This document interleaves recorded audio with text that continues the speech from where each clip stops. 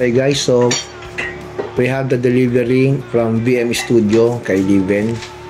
Ito lang yung pinagawa ko na pinakomisyon ko sa yung Deadpool statue. Woo! Na resin tapos fusion ng Marvel and isang DC Universe. Open natin.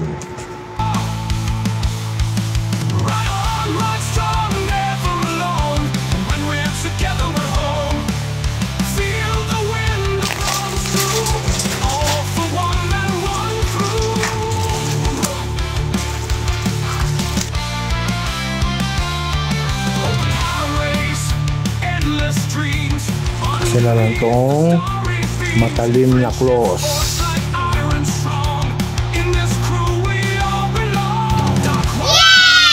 Okay, so ito yung pinaka Deadpool natin. Ito yung claws. Talagang metal lang guys. Okay.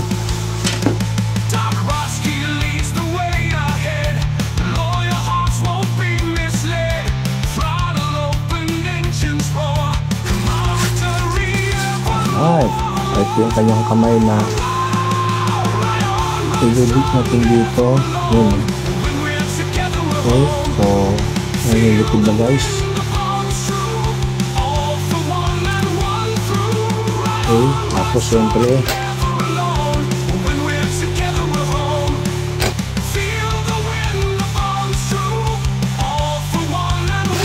yan o, Captain America Shield. Oo, no? Galing ko sa Endgame, diba? O, meron pang pinakapatungan dito. Yan, no? Yan. Tapos, ito na. Isusok-sok ko dito si Deadpool. Kabilaan siya. Yun, dito. Yun, no? Wow! Alright! Lupit, to.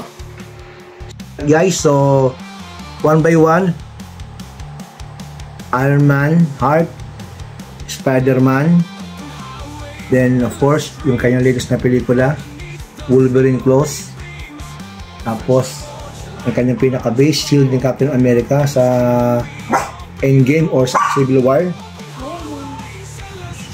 tapos yung buckle ni Batman sa DC Universe, kanyang fusion, tapos sabi ni Kuya Eli, yung daw gantong sword sa Attack of Titans to. Diba? So, ang daming fusion ni Deadpool. Tsaka tingnan yung pinaka-details, oh. Okay, so. Yun yung mga pinaka-details. Kung gano'ng kagaling si Liven. Yung ating artist na ito, na ating kilomission for Deadpool fusion. Napakagaling. Napakaganda. Ayun, oh. Kuha niyo mga detalye. Siyempre, pinakamukha ni Deadpool. Yung pinaka-maskara. Galing, oh. Ayun. Yung details, panalong-panalo. Very good.